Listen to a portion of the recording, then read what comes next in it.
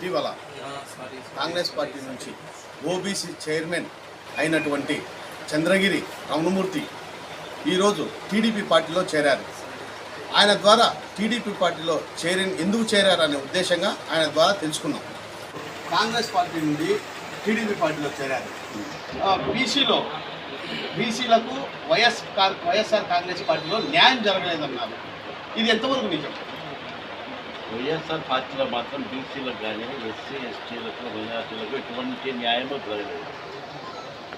గతంలో కాంగ్రెస్ పార్టీలో నేను బీసీ చైర్మన్గా ఉన్నప్పుడు నా శాయశక్తిలా చాలా మట్టుకు చేయగలిగాను. అప్పుడు రాజశేఖర రెడ్డి గారు సీఎంగా ఉన్నారు, కిరణ్ కుమార్ గారు సీఎంగా ఉన్నారు. తర్వాత డివిజన్ తర్వాత పార్టీ చాలా బలహీనపడ్డ జరిగింది. అప్పుడు మేమంతా చాలామందిని స్తబ్దుగా ఉండిపోవాల్సి వచ్చింది.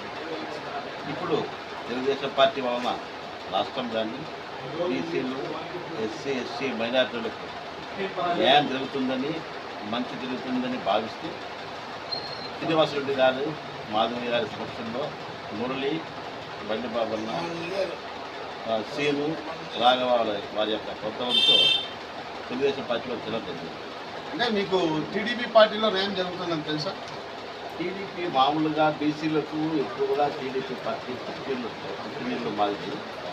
ఈరోజు బీసీలకు స్థానం వచ్చిందంటే కారణం తెలుగుదేశం పార్టీనే మేము అని అనుకుంటున్నాము. ఆ రీతిలో కూడా మామూలుగా బీసీలు చాలా మటుకు డెవలప్ అయ్యాలని భావిస్తున్నాం. వైసీపీ పార్టీలో కరెంటు ఛార్జీలు విపరీతంగా పెంచారు.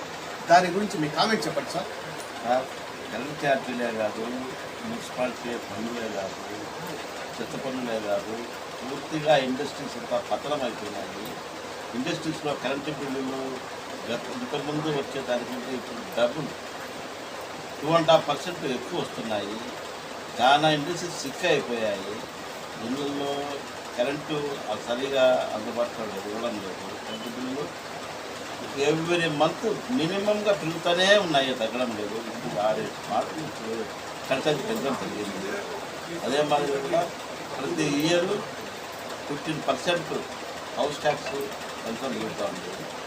ఈ విధంగా జరిగితే కొన్నాళ్ళకు ఇల్లు వాటిల్లో మున్సిపాలిటీ వాళ్ళ కళ్ళు తెలియకుండా వస్తుందని చూస్తాను. అంటే ఇప్పుడు టీడీపీ పార్టీ గెలిచిన తర్వాత టీడీపీ పార్టీలో పన్నులు ఏమైనా తగ్గించగలుగుతారా? తగ్గించవచ్చండి. ఎందుకు ఇప్పుడు మామూలుగా మున్సిపాలిటీ రెవెన్యూ దండిగా ఉంది. ఆ రెవెన్యూను వారు ఏ విధంగా ఉపయోగిస్తున్నారో మాకు తెలియడం లేదు.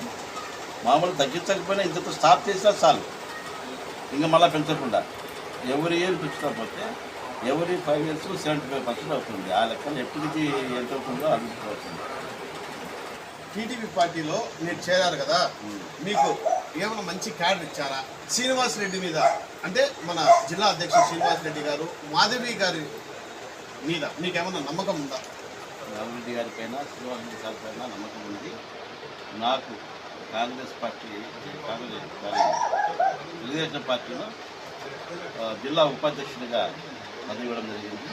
ఆ పదవికి న్యాయం చేస్తారని బీసీలు జిల్లా నుంచి బీసీల తరఫున ప్రాతినిధ్యం వహిస్తూ నా శాయశక్తుల తెలుగుదేశం పార్టీకి కృషి చేస్తామని మనం చేస్తున్నాం. మీ బీసీలంతా ఖచ్చితంగా టీడీపీ పార్టీ వైపు ఉన్నారా? ఖచ్చితంగా 90% టీడీపీ వైపే ఉన్నారు. మాధవిరెడ్డి గారు 8,000 ఓట్ల మెజార్టీతో గెలుస్తారు సార్. మా అంచనా నాట్ లెస్ దాన్ 20 అనుకుంటున్నాను. బట్ ఇంకా పెరగచ్చు కూడా.